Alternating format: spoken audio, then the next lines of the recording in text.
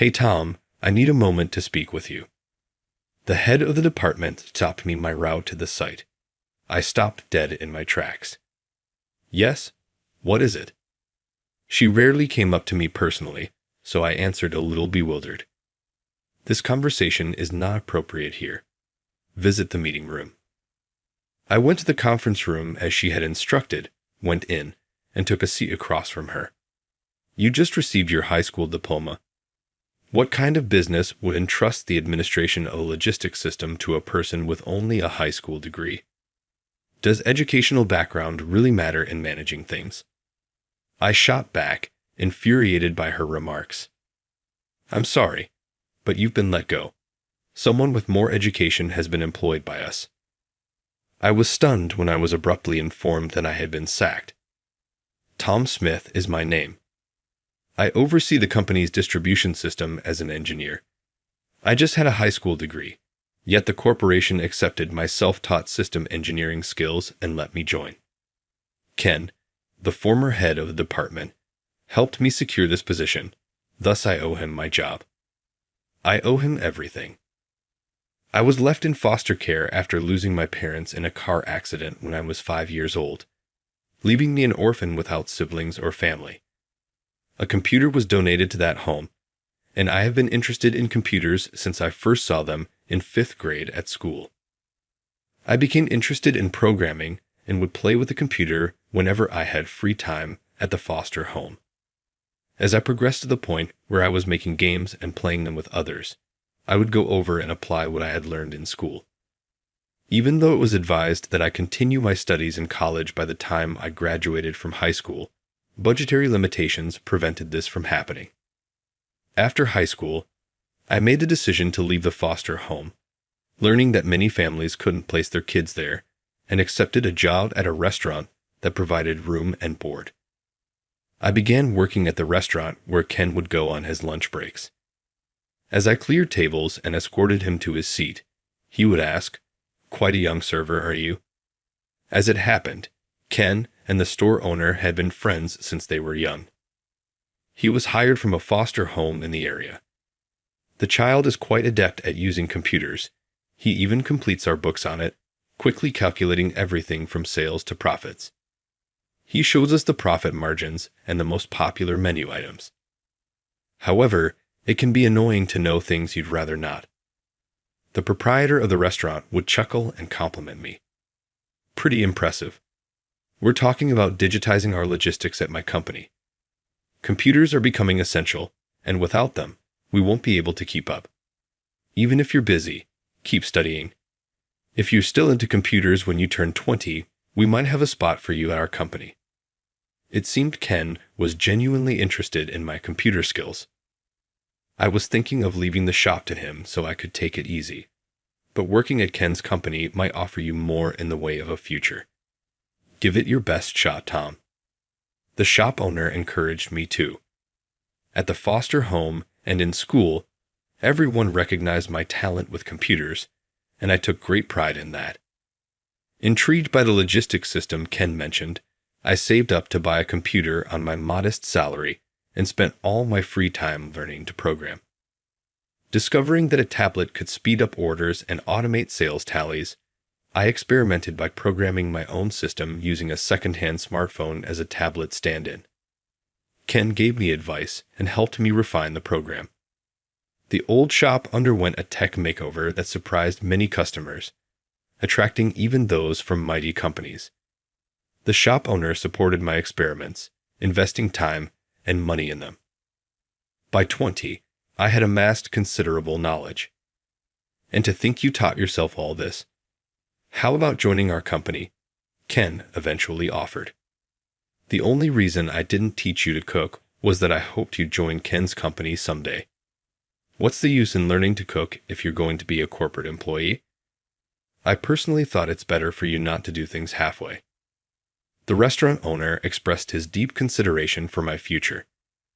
Leaving the restaurant felt wrong after having received 3 years of kindness, but I was grateful for the owner's foresight.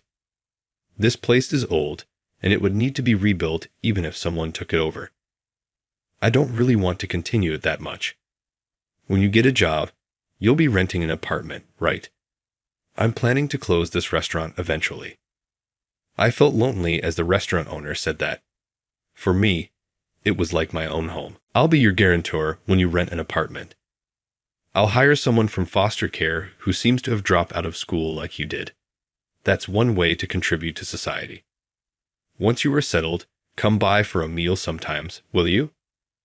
The manager tried to alleviate my guilt about leaving by talking about various things. And then, I told Ken about it. That's because you've worked hard. I heard from the owner how you study till late every night. Please take care of that kid, he'd say to me. Ken shared about the owner's kindness. Let's get you to take the hiring exam soon. I'm sorry, but our company has never hired someone without a college diploma for a technical position. It seems best for me to headhunt you. Could you summarize the system you created at the restaurant in your resume? We'll use that as the first round of selection. After being told this, I prepared my resume and handed it to Ken. There seemed to be considerable opposition within the company, but Ken wanted them to see my abilities and suggested that if I could outperform a third-year engineer in a programming contest, they should hire me. I went to the company at the time Ken had told me and took the exam. Before the exam, the restaurant owner closed the restaurant to buy me a suit, and he accompanied me to the store. As I put on the suit, the owner couldn't help but tear up, feeling proud of my growth. Wearing the suit felt more restrictive than I expected. Furthermore, as I didn't know how to tie a necktie, a female clerk helped me, making my face turn red from embarrassment. As the restaurant owner teased me about it, a passerby remarked, "What a close father and son you both are." Hearing that, I said, "Yes, he's really my beloved father." Looking at the owner, he finally broke down in tears. After paying, I took the suit and thanked the owner. He looked embarrassed, patted my shoulder, and left the store. Following him out, I found the owner crying behind the shop. Approaching him, I asked, "Would you consider adopting me? I'd like to call you Dad." He quietly nodded, saying, "Would you be okay with me? I've wanted to ask you, but couldn't. I'm so happy you said that." Then he started calling Ken. That night, Ken, the owner, and I went out to celebrate. He's always wanted to adopt you since he took you in. I'm glad that dream came true. Ken's words made me incredibly happy. We have to call it an early night because of the exam tomorrow. I went home first, but the owner and Ken stayed out drinking till late. The next day, I quietly left for the job exam. Although anxious about what the test would be like, I felt positive, ready to study again, and seize another opportunity if needed. After the interview, I took the same test as a third-year employee, who quickly assembled the program. While surprised by the speed of this typing, I stayed calm and completed my programming without rushing. As the time limit approached, I had finished, but the employee was still working on his program. After they were collected for assessment, the programs were first tested on a machine, starting with the employee's. Although his program functioned as required, it wasn't completely finished, leading to a score of 80. Then, my program was tested. It wasn't perfect, but it did score 95. The evaluators decided that my self-taught skills were more than sufficient, resulting in my hiring. I immediately shared the news with my father, and we rejoiced together. Returning to the restaurant, the regular customers also celebrated, and I was set to start work the next day. Eventually, the owner and I formally completed the adoption process. After joining the company, I became part of the team implementing the logistics system. Creating something from nothing was truly challenging, but through continuous programming, testing, and revision, often clashing with team members, we progressed in systematizing the process. Finally, the system was launched successfully, marking a significant achievement. As the project concluded, I became the sole person responsible from the initial team tasked with managing the system, leading to my current role. As the system went operational, Ken retired upon reaching his pension age, saying, "Tom, you've done well to launch this. With this system, We can reduce both employee workload and errors, cutting labor costs significantly. It's a considerable benefit for the company. Ken's contributions to the system's concept and operation were recognized, and there was talk of him joining the board, but he chose to enjoy his post-retirement life instead. Simultaneously, my father also retired, passing the restaurant to a young man from foster care, marking his exit from active duty. The young man was also adopted, and though not related by blood, I gained a brother. Together, we both took care of our father. Dad had planned to close the restaurant, but he reluctantly agreed when my brother wanted to take over. Though I could tell he was actually happy about it, relieved of the burden. Dad has been enjoying his retirement, traveling, and playing golf with Ken. After Ken retired, and Fuga transferred from the sales department and became the new head of our department. She, not understanding the technical side, often gave me impossible tasks, causing frequent clashes.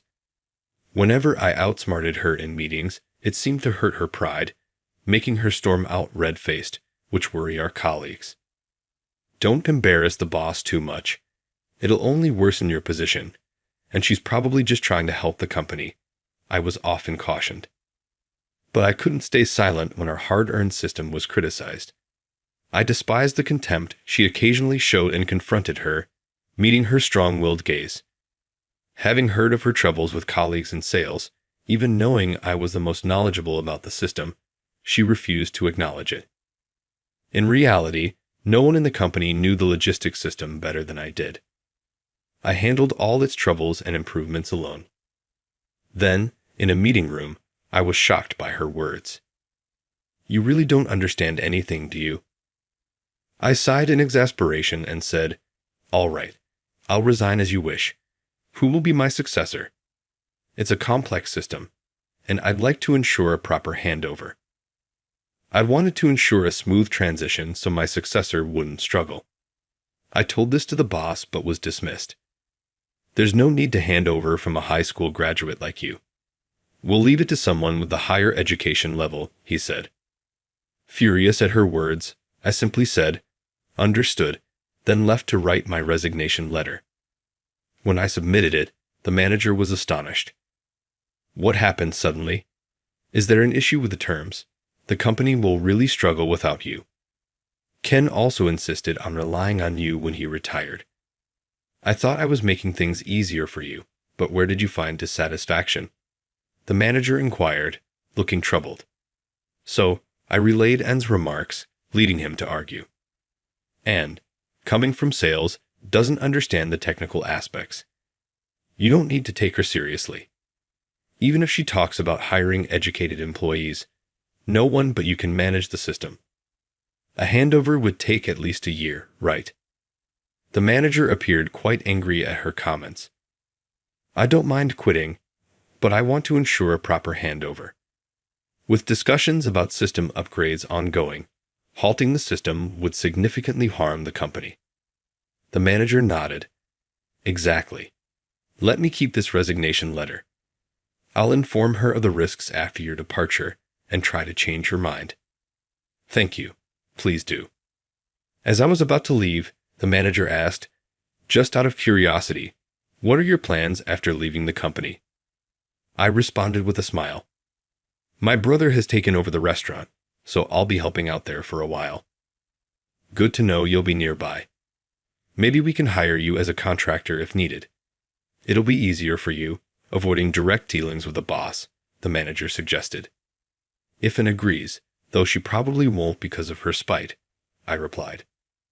I told the manager I wouldn't return to the company until a decision was made and left for the day. Dad and my brother were surprised by my early return and showed concern as I explained the situation, making me truly appreciate having a family for the first time. Although I had been worried before while in foster care, being cared for by family felt uniquely reassuring. Meanwhile, the manager tried to persuade Anne about my contributions and the impact of my absence, spending time trying to bring me back to the company. However, Anne remained unconvinced, leading to my definitive resignation.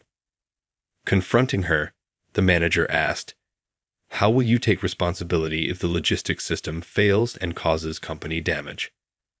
Her cold reply was, "It's just the system a high school graduate created. We can simply rebuild it." I don't see it as a big deal, especially with the talented college graduates we've hired. The manager shared this with me over beers at the shop, apologizing. "Tom, I'm sorry I couldn't protect you," he said as he downed his beer and asked for more.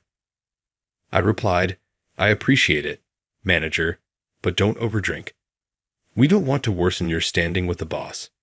And if the new employee can handle it, maybe it's for the best. Now that I've resigned, I'm thinking of enrolling in an online college." This situation made me realize I need at least that qualification. It's frustrating to be discounted for lack of formal education. I thought technical skills should stand on their own. The manager empathized with me as I lamented my situation. Having climbed the ranks on his skills alone, his acknowledgement meant a lot to me. "Let's see how the new employee handles things. I can help out if there's trouble, regardless of the cost," I said. Hearing this, Dad asked, "Good thinking. I'd be happy if you can do that. Don't you need to discuss it with Ken? He's enjoying retirement so much. I don't want to worry him, and he can't really intervene in company matters. It would just upset him to know about it," I replied. I asked Dad to keep this secret for Ken's sake. That day, the manager stayed late at the restaurant, reluctant to leave, so I drove him home and thought about what I could do for him.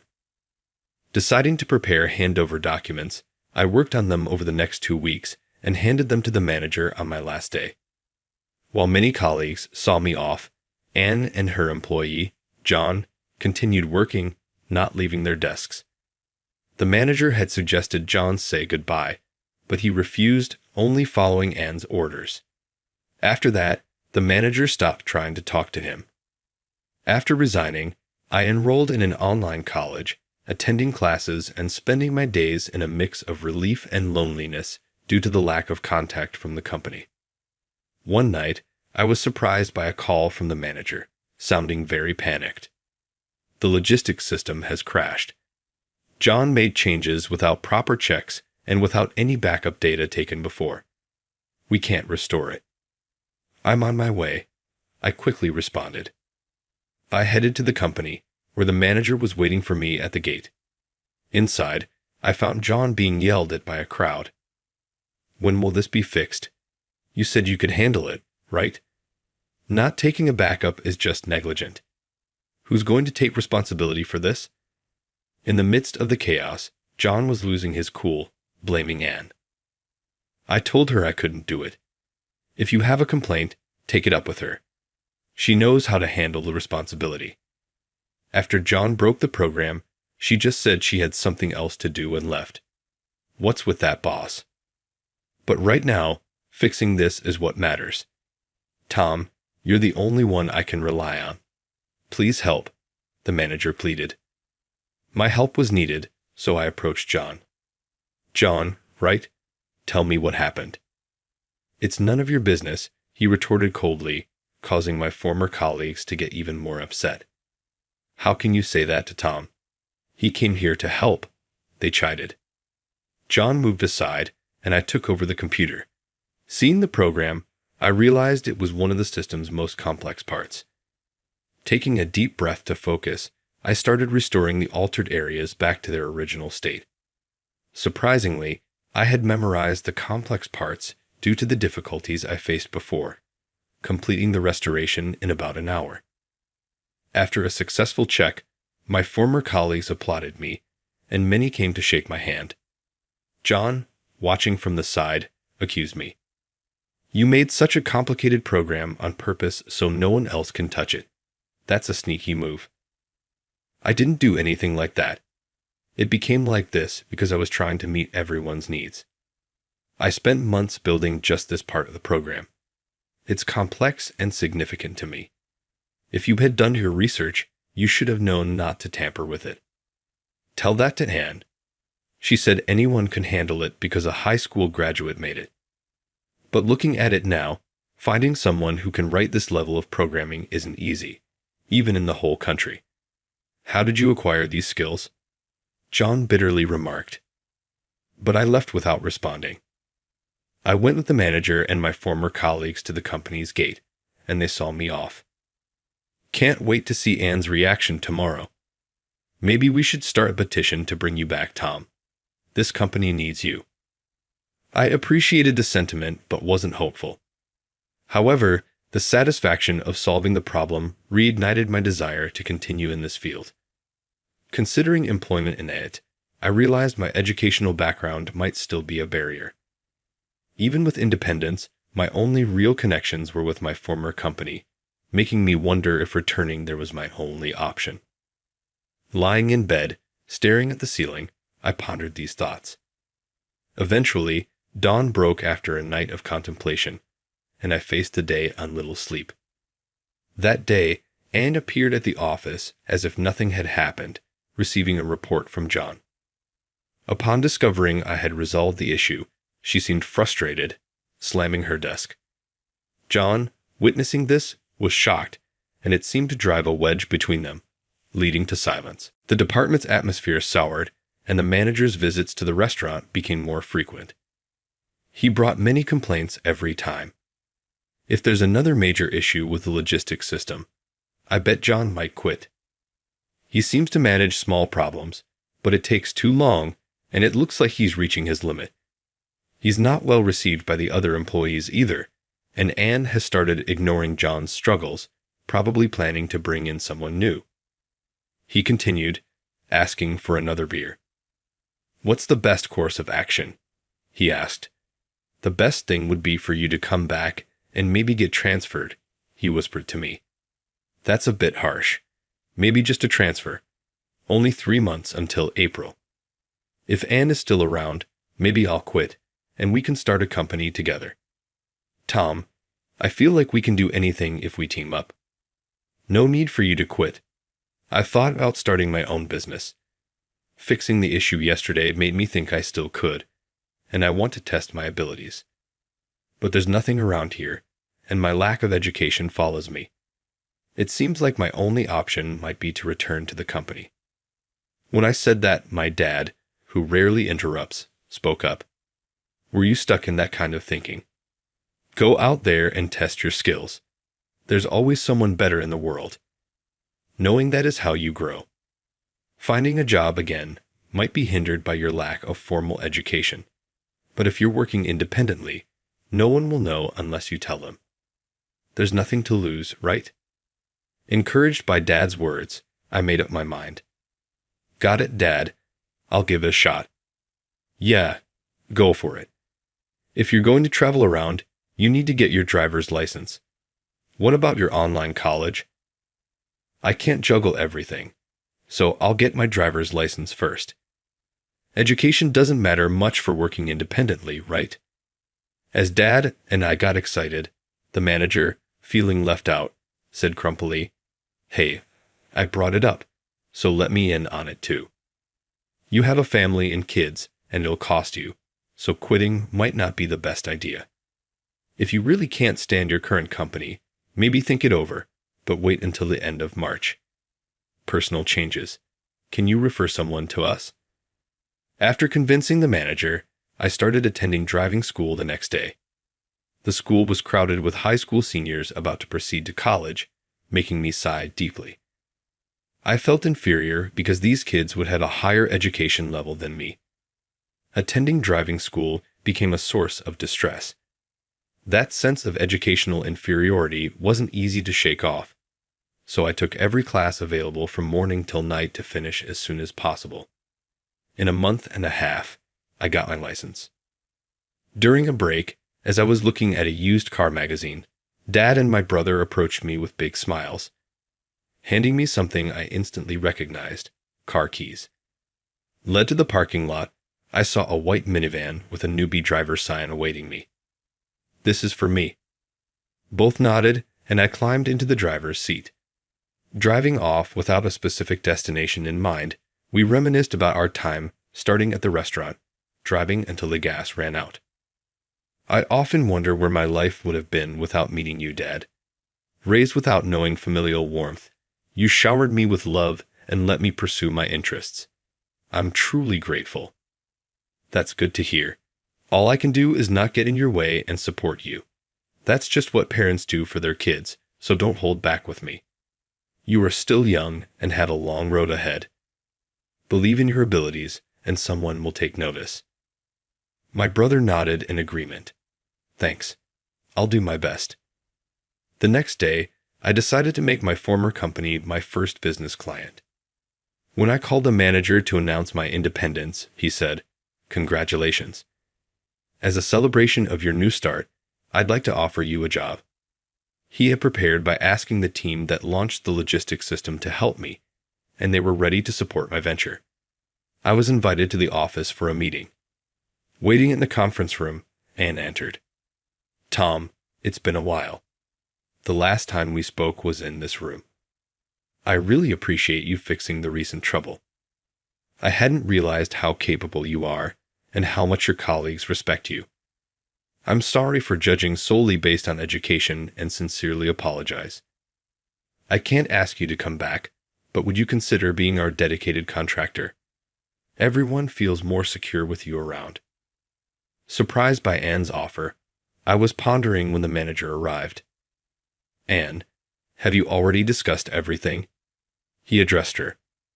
We talked, but he looks quite perplexed. "I doubt he'll believe it coming from me, so I'll let you, the manager, explain," she said, and left the room. The manager continued, proposing a yearly renewal contract for on-site work, which I declined. "Manager, I appreciate the thought, but I want to test myself in different places. I want to see how far my skills can go. I can't commit to being on site." I turned down a permanent position but managed to secure project-based work. I involved John in the programming, providing prior explanations to ensure he could handle any issues if I wasn't available. This would allow me peace of mind to take on other clients and aid John's development. Teaching John was also a way of giving back, and I shared all my knowledge with him. Quick to learn, John fully grasped the logistics systems programming. As I moved on to other clients, my workload gradually increased. With the car gifted to me by my family, I was ready to head out anywhere I needed and get the job done. 5 years had flown by since I started living this way. I got married in my 3rd year of independence, and to everyone's surprise, my partner was Anne. The manager was utterly shocked when I handed him the wedding invitation. After marrying, my wife retired and began handling the accounting at my company, supporting me steadfastly. Her competitive spirit is as strong as ever, and while she never apologizes first after a fight, she genuinely cares for my dad. With her managing our home, I can travel across the country without any worries. I've always felt fortunate to be supported by others, allowing me to turn my passions into my career. Eventually, I'll become a father too. When that time comes, I want to shower my family with the same love and care that Dad gave me.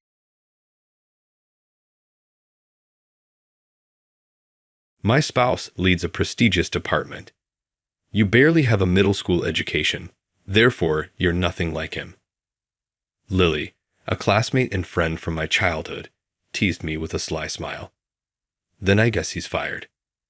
The things I had just uttered had even shocked my old classmates. My name is Mason.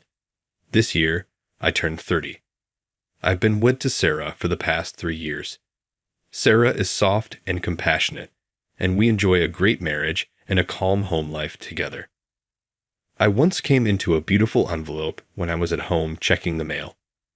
I recognized the sender as Lily, a friend from middle school who I hadn't spoken to in over a decade.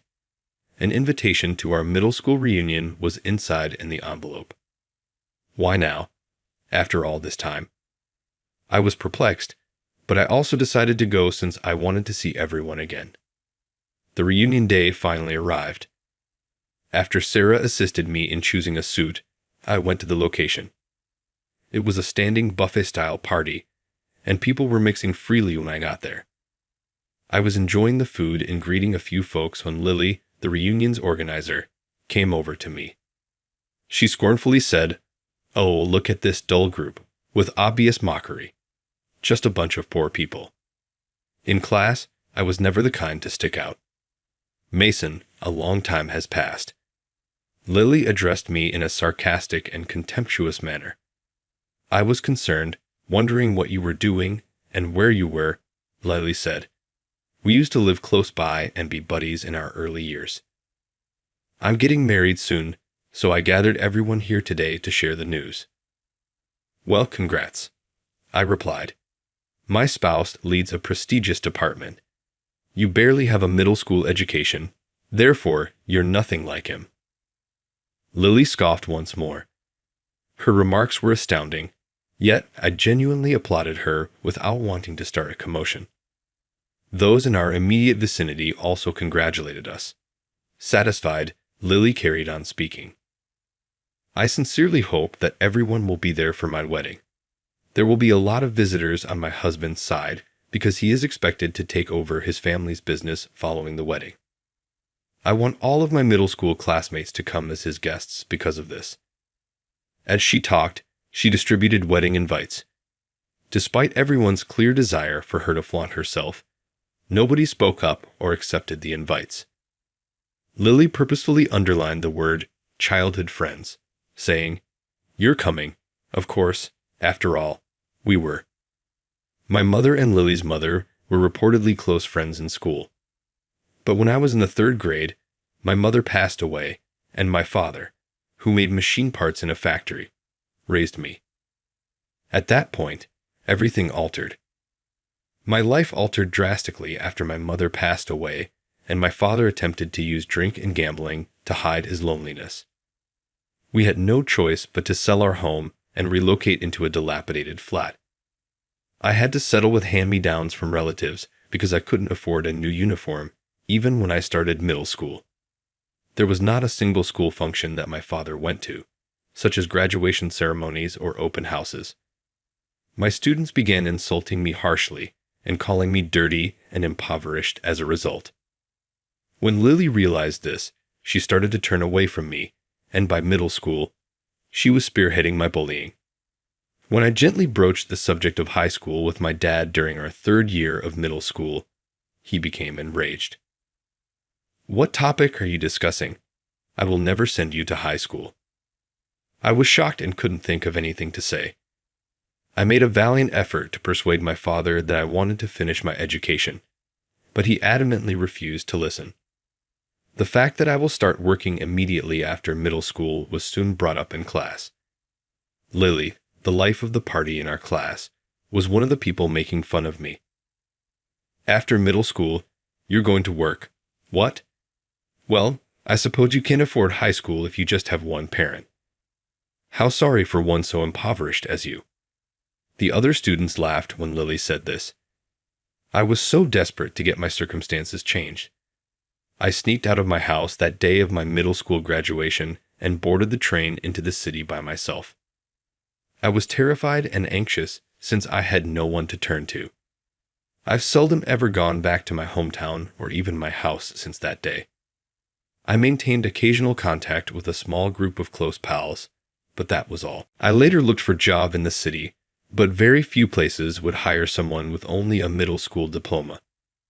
The cleaning company where I work now was the only job I could locate. I've always been a little bit of a neat freak, so this job seemed like a good fit. I put in a lot of work, and a few years later, at the age of 22, I ran into Sarah at work. Her lovely smile and her courteous demeanor toward everyone drew me in. Then she asked me out to supper, which astonished me. We kept dating and eventually tied the knot. I called my father as soon as I made the decision to marry Sarah, because I felt that I should at least let him know. However, he sounded completely indifferent. "Whoa, you're getting married to someone? She must be somewhat eccentric." "Dad, that's not a very nice thing to say." "Well, as long as you don't involve me, do whatever you want." I was pretty sad since I had secretly hoped he might be slightly pleased that his only son was getting married. However, Sarah reassured me softly. "I'm now your family, Mason. Let's concentrate on enhancing our enjoyment together going forward." I recall giving her a hug and crying a little when she said something that really affected me. Ever since, I've made an effort to put my family and peers behind me and concentrate on the life I've created. However, upon unexpectedly receiving an invitation to Lily's wedding, I made the decision to discuss it with Sarah upon returning home. Perhaps this is their attempt at making amends with you, Mason. Perhaps they've matured and are reconsidering. I said, "You think so?" Sarah said, "I think you should go. Of course, I'll be there with you." "Okay, I'll be there then. Regards, Sarah." I replied back the invitation with the notation attending the next day. I put on my suit the day of Lily's wedding, 3 months later. Sarah had her hair done in a lovely manner and had been dressed in a dress since the morning. I couldn't help but find her captivating. We went to the location together. One of the biggest and most well-known locations in the neighborhood served as the wedding site. Well, considering she's marrying the president of Harris Industries, it's no surprise the wedding is this grand. Sarah answered, "Yeah, I bet there are over 300 guests here." As we waited for the bride and groom to arrive inside the chapel, we engaged in conversation. Lily appeared very joyful as she strolled down the aisle alongside her father. Her father's expression was equally proud.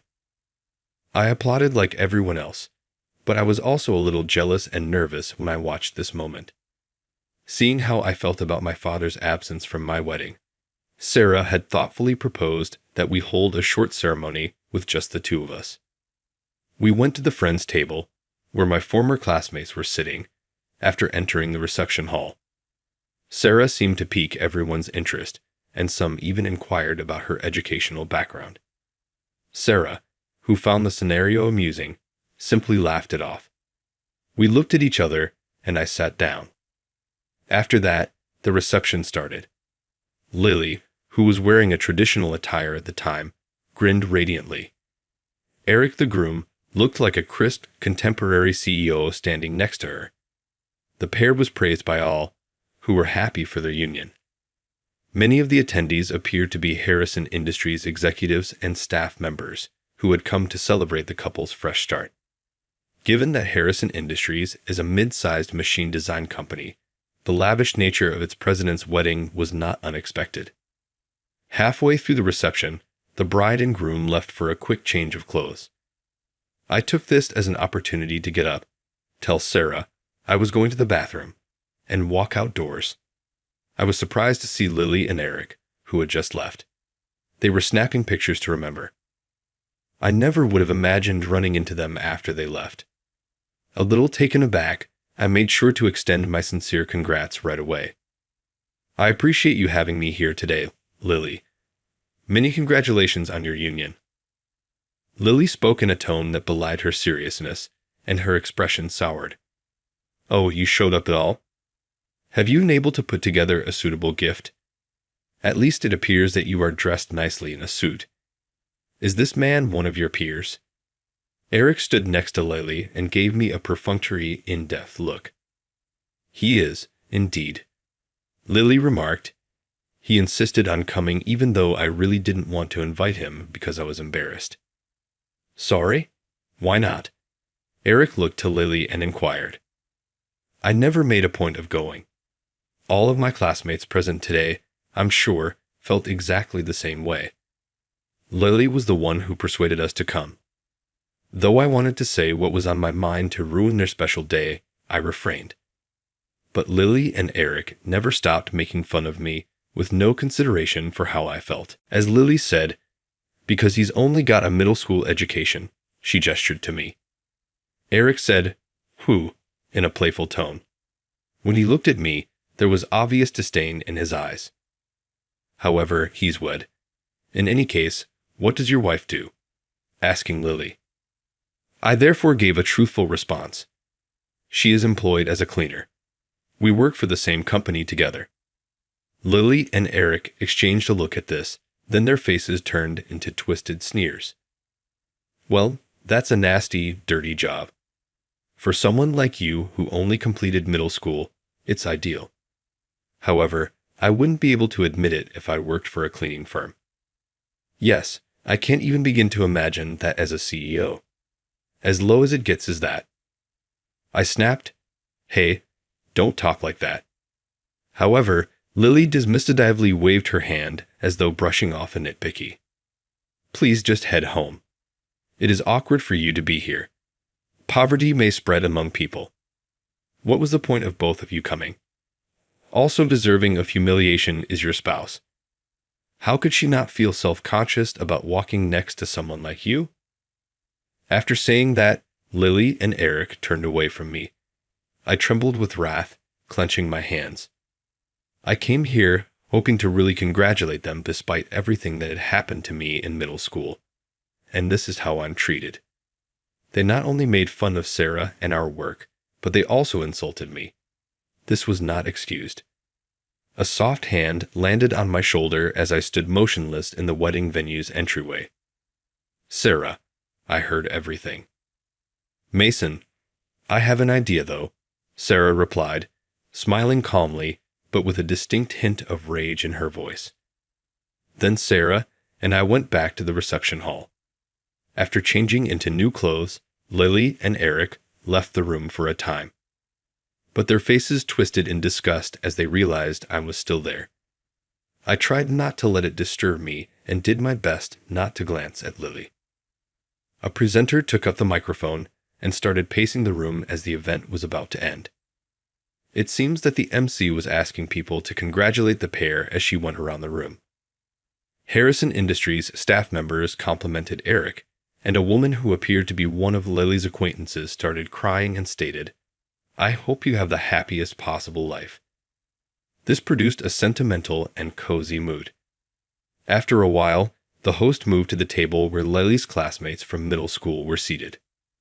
The bride's middle school classmates are pictured here. "We would be delighted to hear your congratulations, Lily." I was given the microphone after saying that. I looked at Lily, who had a look on her face that stated, quite clearly, "Don't you dare say anything unnecessary." Instinctively, I turned to face Sarah, who nodded silently to me.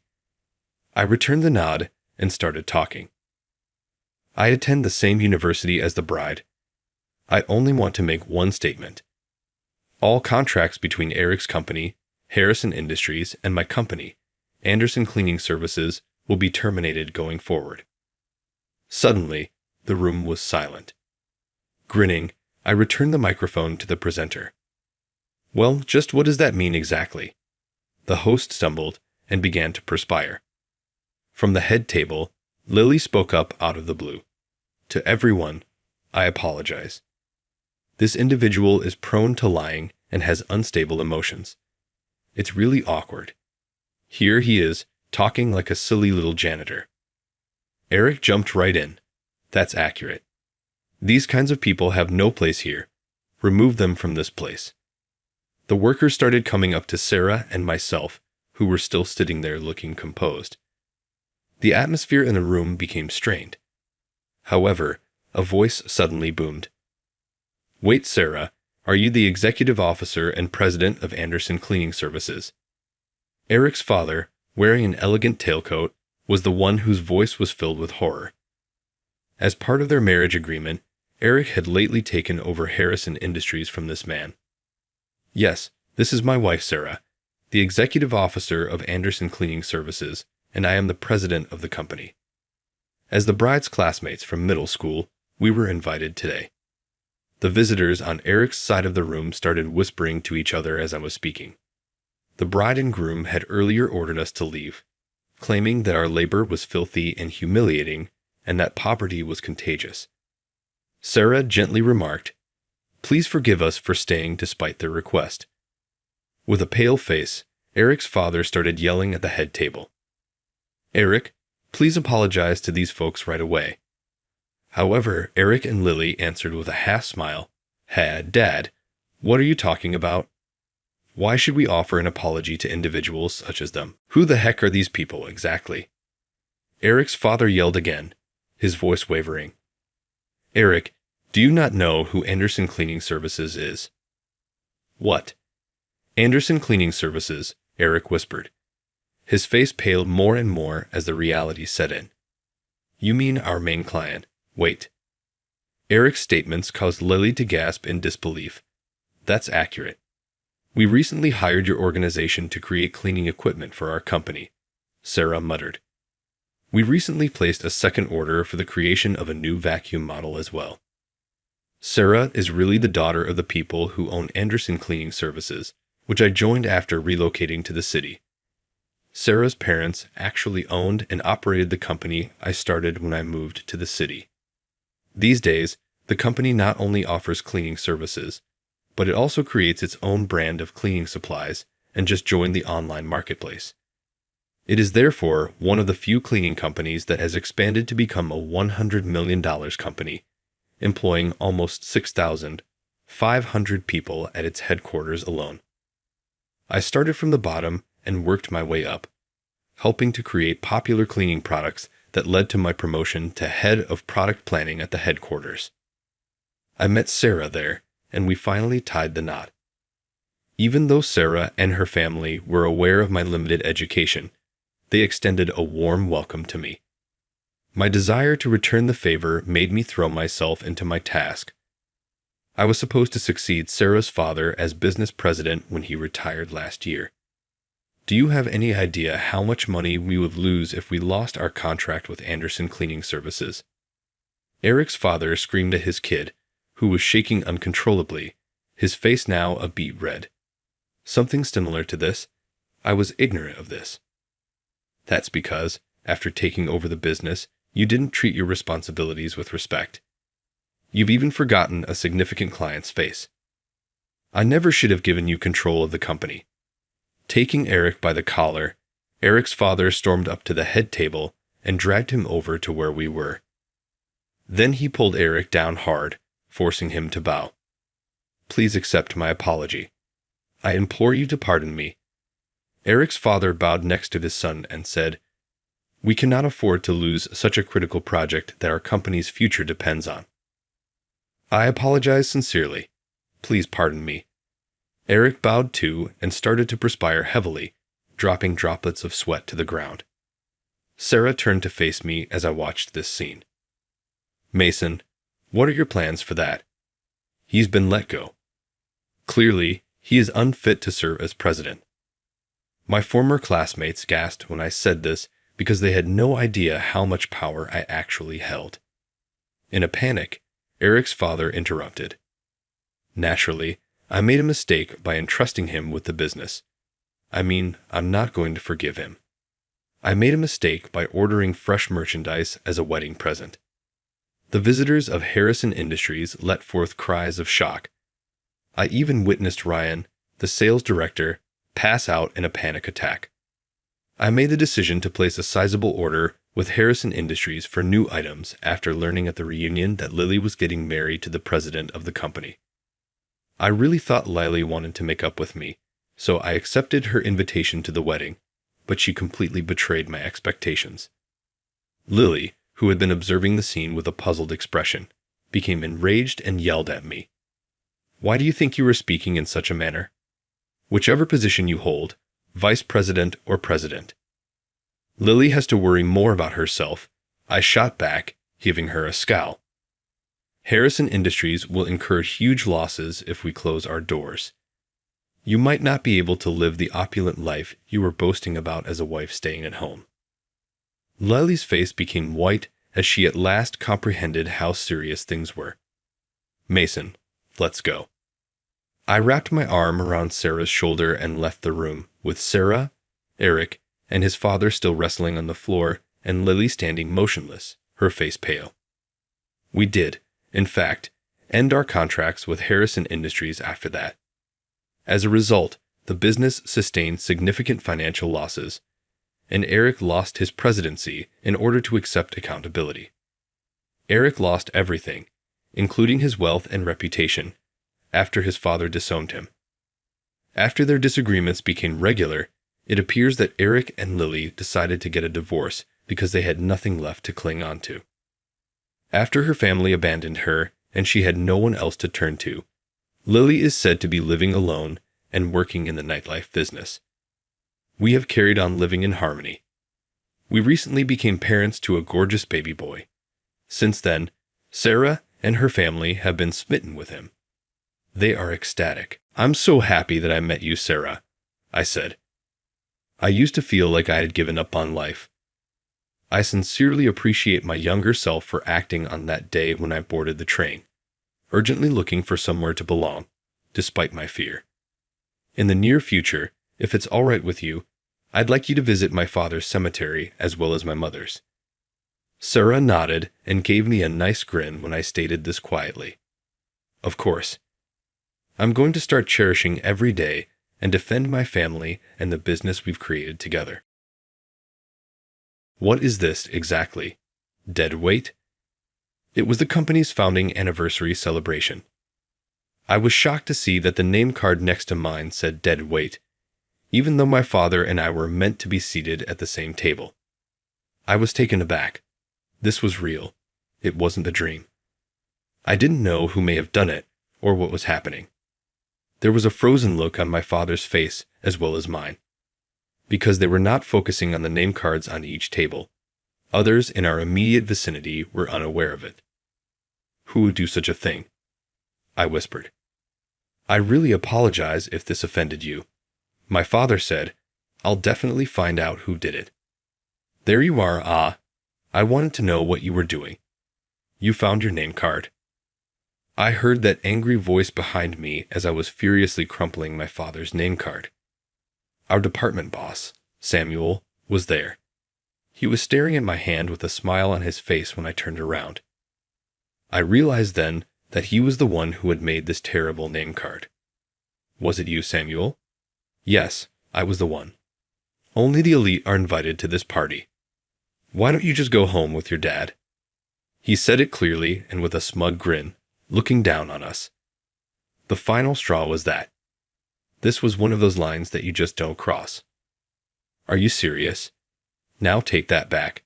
You have time to make this right. Why would I retract it? I said nothing incorrectly. Just go now. You and your father are worthless freeloaders. He talked with such assurance, as though his statements were indisputable facts. So there was no point in arguing now. He would quickly discover the hard way if he was so oblivious to the truth of his circumstances.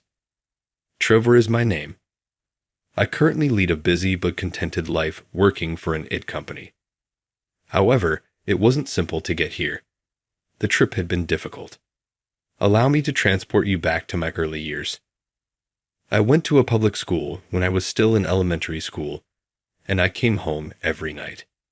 It was the same on that day. My father was there when I got home at the regular hour. He was usually at work at that hour, so it was odd. I was a little confused when I walked into the house. Hey, Dad, you have work today, don't you? Your mother called me, so I hurried home. She intends to abandon us. What? My father was sitting in the living room, looking a little down when I walked in. He gave me my mother's story. I honestly couldn't think of anything to say because I was so stunned. Although there had been a recent rift between my parents, I never thought my mother would leave. What happened suddenly? I don't understand. Mom is going. Even so, what does that mean? She is leaving to live with a new person. It'll just be you and me from now on. Between the two, I'd always been closer to my dad. He played with me when I was younger, and I naturally gravitated toward him. If I had to choose, I'd choose my dad. But for an elementary school-age kid like me, my parents' sudden divorce hit hard. After that, I stopped going to school and shut myself in my room. I bought sushi today. Eat it whenever you want. It's in the fridge. From that day on, I stayed locked in my room, barely talking to my dad. But even then, he always cared for me and remained on my side. I never went back to elementary school, but over time, I began to break free from my reclusive life. Eventually, I entered middle school and started attending classes.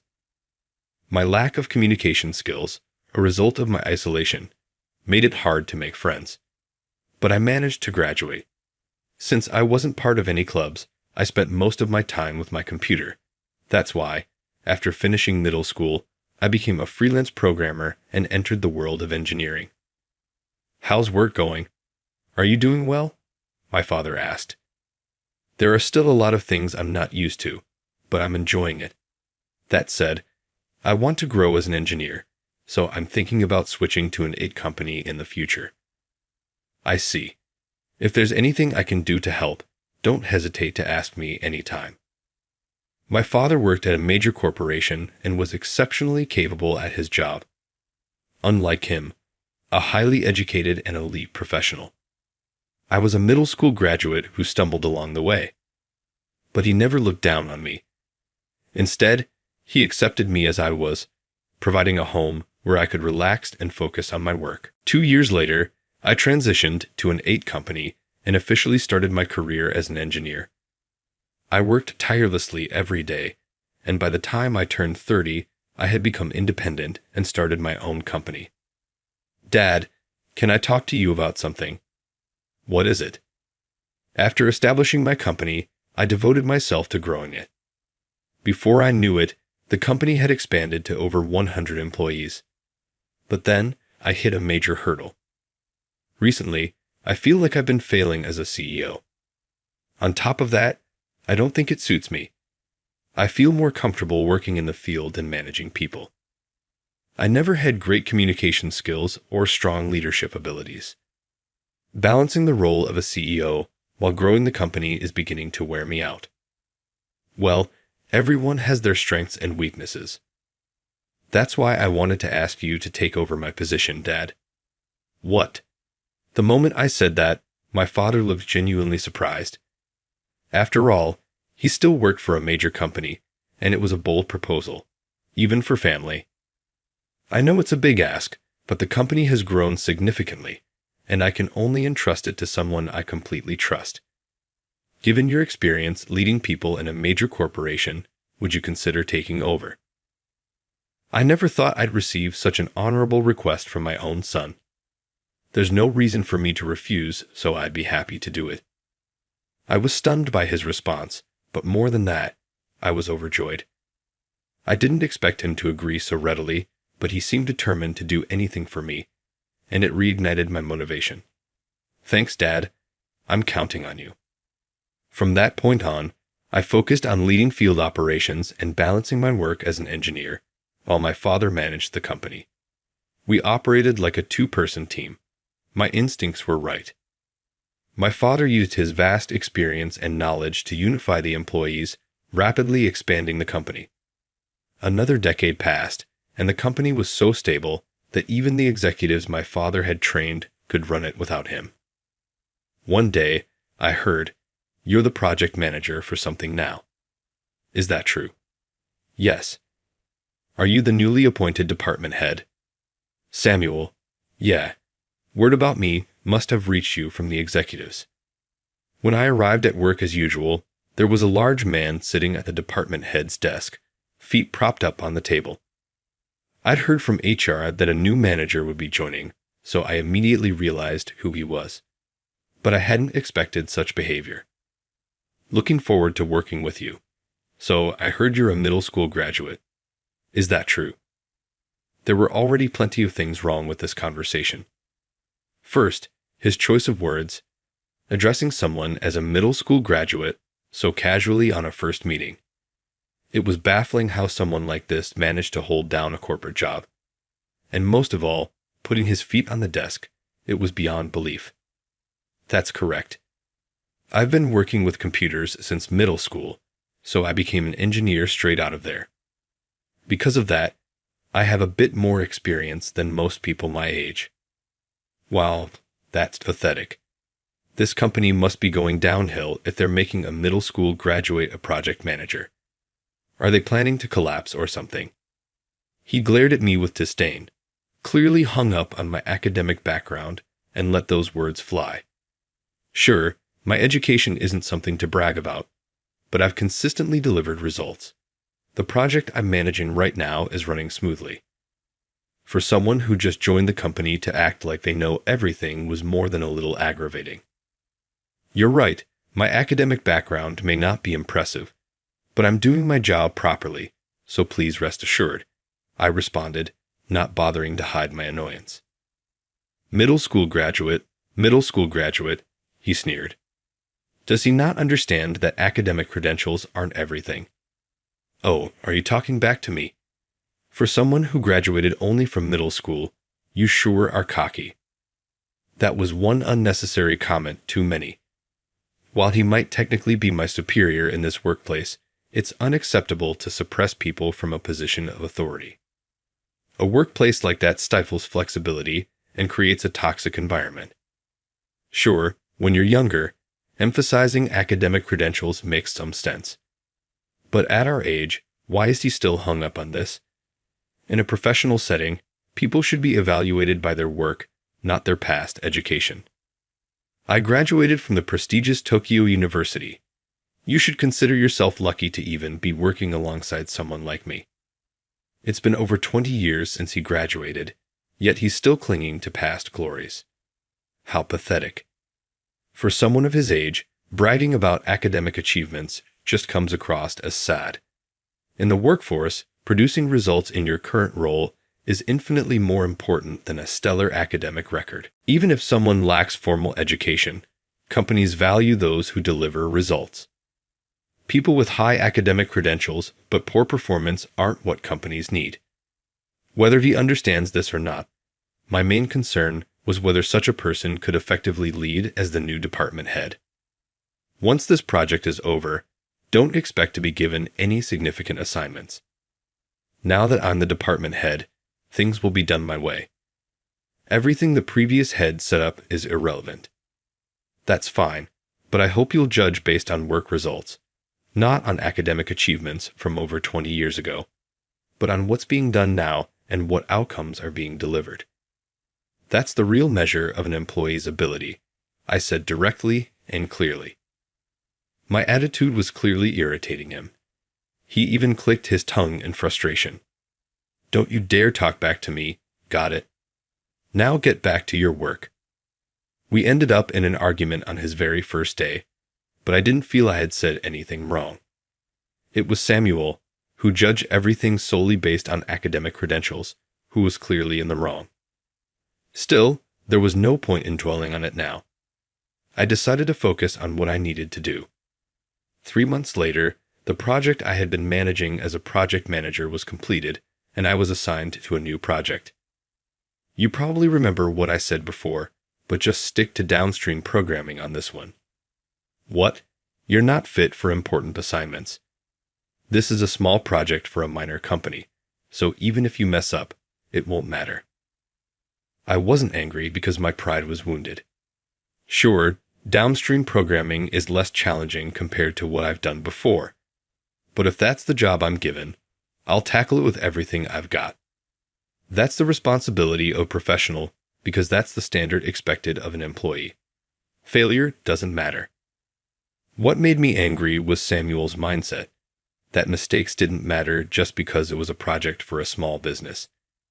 The same applies to his attitude about academic credentials. What perspective is he even coming from? No matter the job, you have to give 120% effort. Anything less damages the company's credibility and is incredibly disrespectful to the client. Whether it's for a small to medium-sized business or a global corporation, the responsibilities remain the same. Being a small to medium-sized business is not an excuse to cut corners. That should go without saying, don't you think? What? Are you seriously saying that? I couldn't understand why he looked so shocked. I felt like throwing his own words right back at him. If you think it's okay to slack off just because it's a small company, you're making a huge mistake. I knew Samuel looked down on me, and I knew saying this would likely provoke him. But I couldn't stand by and let his attitude go unchecked. I hadn't mentioned that I was the founder of the company, but I had my own principles and no intention of lowering myself for Samuel. So, are you saying you want to pick a fight with me? I'm not interested in such a petty level of discussion. Pick a fight. Is that something a grown adult should even say? Well, fine. You'll regret standing up to me this much. I'll make sure of it. Remember that. With that, Samuel walked back to his desk. I was furious and couldn't just let this go. Determined to take action, I decided to consult my father. This kind of behavior can't be allowed. He's unfit to be in a leadership position, and more than that, he's a bad influence on the company. You're right. I completely understand what you're trying to say, Trevor. My father nodded thoughtfully as he listened. Maybe you, as the CEO, should give him a firm warning. Otherwise, this won't improve anytime soon. I trusted that my father, who had a knack for handling people, would resolve this issue. However, his response was unexpected. Honestly, I don't think it'll work if I approach him from above. Besides, people can't change their true nature. Someone who genuinely looks down on others from the bottom of their heart won't change, no matter what anyone says. That kind of personality can't be fixed. People like that aren't needed in a company. Sometimes, you have to be cold-hearted enough to let them go. Since starting the company, I had always carried a heavy responsibility. It was my duty to provide for the employees. That's why I believed it was the company's role to nurture and support even employees who struggled to perform well. But my father had a different philosophy. He believed in drawing a line at a certain point. He was the one who had grown the company to its current size. I decided to trust his judgment. While I hoped that Samuel might change if my father said something, I realized that the world isn't always so simple. And so, I returned to my usual daily routine. So, your dad's in this company too. He introduced himself to me earlier today. What? Yeah, I heard he's just a regular employee. Different department, though. Could it be that he got in through connections? Since the company had grown, interactions between upper management and field employees had become less frequent. We also didn't require a CEO interview during recruitment, so Samuel probably didn't know my father was the company's CEO. Considering I had just talked to my father about Samuel, he had likely greeted Samuel while pretending it was a coincidence. I wasn't sure what he was planning, but now Samuel knew my father was in the company. Your dad looked pretty shabby. He's the kind of guy who would raise a low-educated loser like you. Guess it runs in the family. Huh. Excuse me? Next time HR makes decisions, I might just demote both of you. Better be ready. As Samuel smirked and spat out his remarks, I let out a deep sigh. Starting with mocking my education, he then moved on to harassing me for speaking the truth. What could he possibly find enjoyable about doing such things? I had already decided that I couldn't continue working with someone like him. Sooner or later, we would part ways. There was no way someone like Samuel could be entrusted with the critical role of department head. This incident solidified that decision for me. However, I was busy preparing for the company's 20th anniversary celebration party, which was just a month away. The event was a large-scale party with all employees from the main office invited. The company had come this far thanks to the hard work of countless employees over the years, and I was determined to make it a celebration worth remembering. Finally, the day of the party arrived. I had seen the venue during the walkthrough, but it really turned out to be an extravagant event. Enjoy yourself today, Dad. Thanks, I will. The venue was even more luxurious than I had imagined, and the employees who had already arrived looked like they were having a great time. Seeing how much effort everyone put into their work every day, I wanted them to fully enjoy this celebration. With that thought, I made my way to my seat. What is this? Deadweight? My father and I were supposed to sit at the same table, but to my shock, the name card next to mine read Deadweight. I was stunned. This wasn't a dream. This was reality. I didn't know what was going on or who could have done this. Even my father's face was frozen in disbelief. The other guests didn't notice since they weren't paying attention to the name cards. Who would do something like this? I'm so sorry if this upset you. I'll figure out who's responsible for this. Oh, I was wondering what you were doing, but it looks like you found your name card after all. As I crumpled up my father's name card in frustration, that infuriating voice came from behind me. It was Samuel. When I turned around, he was smirking, staring at the card in my hand. In that moment, I knew it was Samuel who had made this awful name card. Was this your doing, Samuel? Yeah, it was me. This party is only for the elite. Why don't you and your father head home? Looking down on us, he said it loud and clear. That was it. I completely lost my temper. There are some things you just don't say, no matter what. Are you serious? Take that back. You still have time to fix this. Why would I take it back? I said nothing wrong. You and your father are just useless freeloaders, so just leave already. Samuel's smug confidence made it clear he believed his words were absolute. If he was going this far, there was no point in arguing. He didn't realize the precarious position he was in, but he was about to find out. Shall we head home, Mr. Abbott? Samuel says an incompetent shareholder and CEO should leave. Yeah, let's do that. The other employees can enjoy the party without us. When I said this in front of Samuel, his smug expression immediately froze. He probably wasn't sure whether to believe me, but the mention of shareholder and CEO struck a nerve. The thing is, I wasn't lying. I founded this company and hold all the shares, and my father is the CEO of this company, a position I appointed him to. I wasn't exaggerating or making anything up. This is ridiculous. Do you really think I believe that? Stop lying. I'm not lying. My son founded this company, and once it grew, I took over as CEO, using my experience as a director at Amazon's Japan branch. What? You're telling me you worked at a global giant like that? Stop making things up. Samuel's voice betrayed his disbelief, but it was clear he was also starting to panic. Finally, Samuel began to notice not just the composed expressions on my and my father's faces, but also the pale faces of those around him. While the two of us remained calm and dignified, the others looked utterly stricken. I had instructed the upper management to keep our true identities hidden in order to expose Samuel's true nature.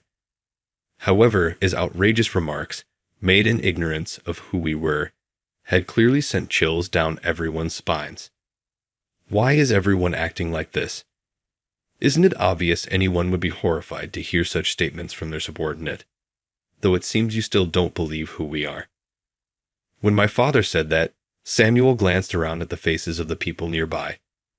One by one, they began to nod slightly. At last, Samuel seemed to grasp the truth about our identities and the precarious position he was in. His face turned pale in an instant, his body trembling slightly as his breathing became unsteady. I am truly sorry. I had no idea you were Mr. Abbott, the CEO, and a shareholder. Please forgive me. Samuel bowed deeply, bending at a 90-degree angle. But neither my father nor I were moved. Samuel's change in attitude was purely because he realized our positions were far above his own. Up until this moment, he had assumed we were beneath him and had acted accordingly with reckless arrogance. Do you think just apologizing makes everything okay? Honestly, I don't even understand what you're apologizing for. Just saying sorry doesn't automatically fix everything. I deeply regret the incredibly disrespectful attitude I displayed toward you, Mr. Abbott, and the shareholder. I'm truly remorseful. Please, could you forgive me? It was as I expected. He completely misunderstood his mistake. It's true that one's attitude toward higher-ups should be mindful and respectful, as there are standards of decorum. But that's not what I was talking about. If he's apologizing only because of our higher status, does that mean he'll continue to behave the same way toward those he sees as beneath him? I was addressing a fundamental issue, but Samuel didn't seem to grasp it at all. So, if my father and I were in lower positions than you, are you saying your actions wouldn't have been wrong? What you're apologizing for is because we're above you in rank, correct? At this point, I realized I likely wouldn't have another chance to speak with Samuel, so I decided to say everything I was thinking. As a person, I can't trust you.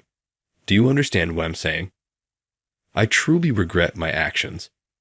I know now that what I did was wrong, no matter who it was directed at.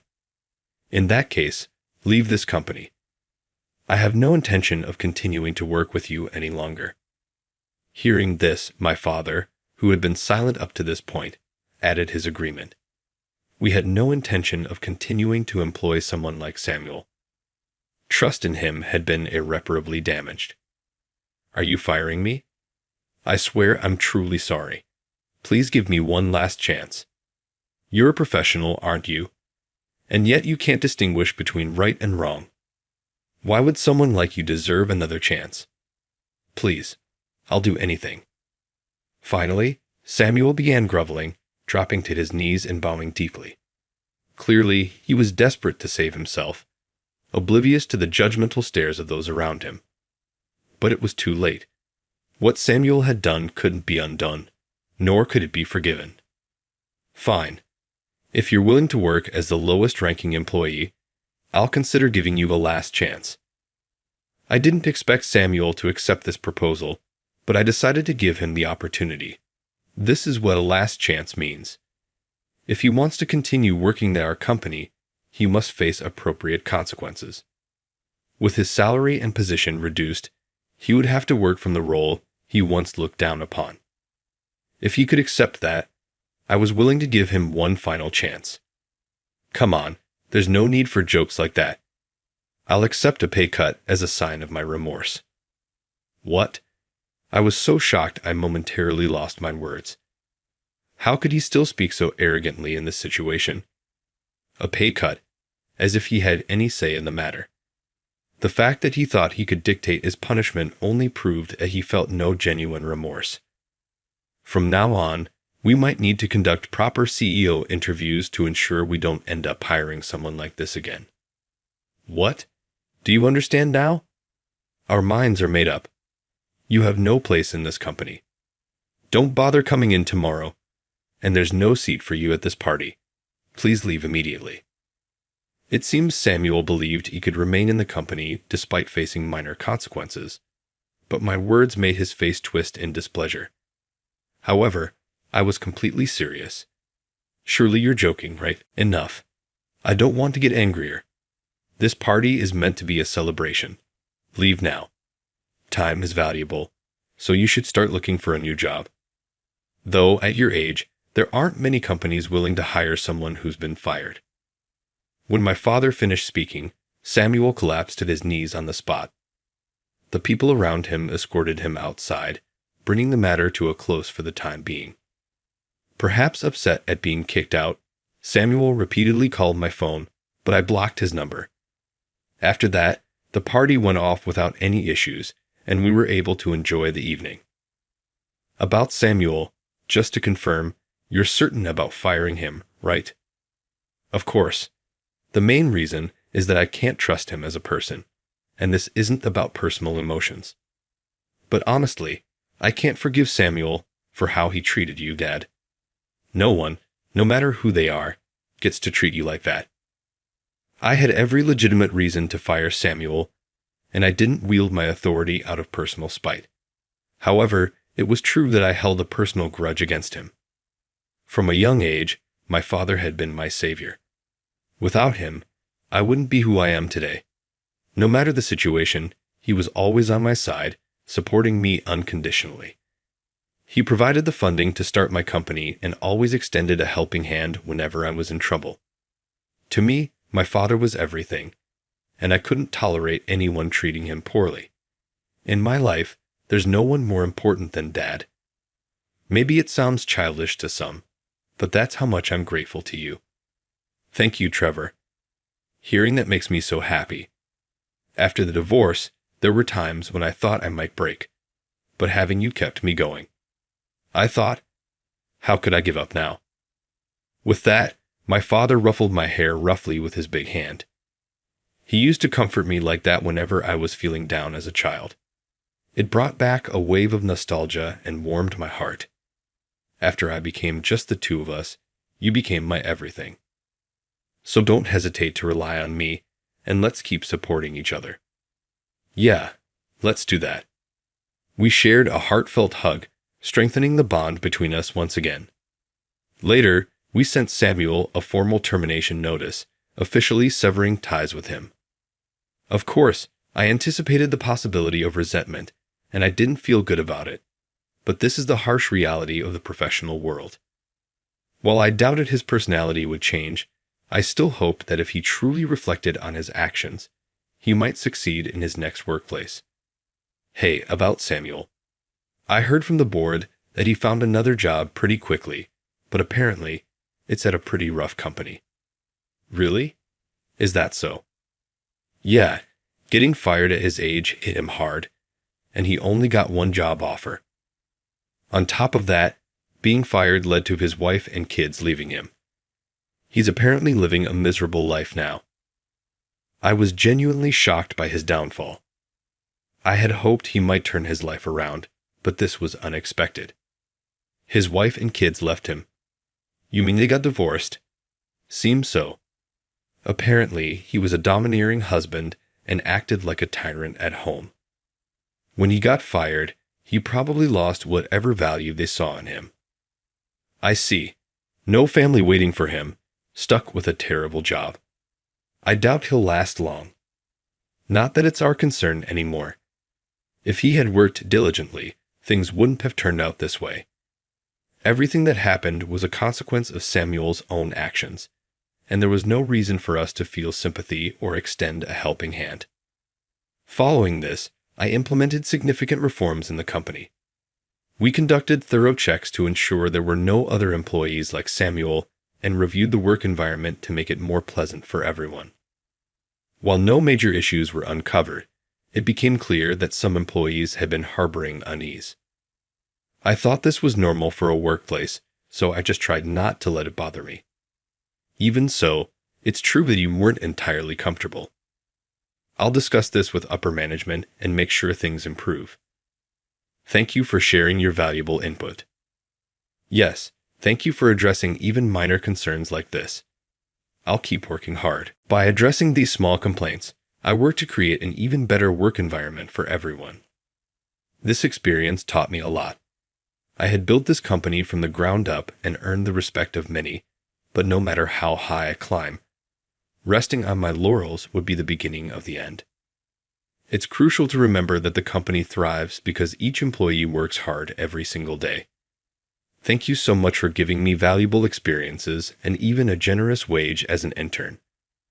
I'm excited to officially join as a full-time employee in April. Being an intern doesn't change the fact that you contributed to our work. I'm looking forward to seeing you achieve even more. Keep it up. I will. As a member of the company's leadership, I know that sometimes cold, hard decisions must be made. However, the most important thing is to connect with each individual. I've wandered through dark times in my life more than once, but every time, my father was there by my side supporting me. That kind of connection isn't limited to family, but it applies in the workplace too. I hope to never forget that and to continue working with joy every day.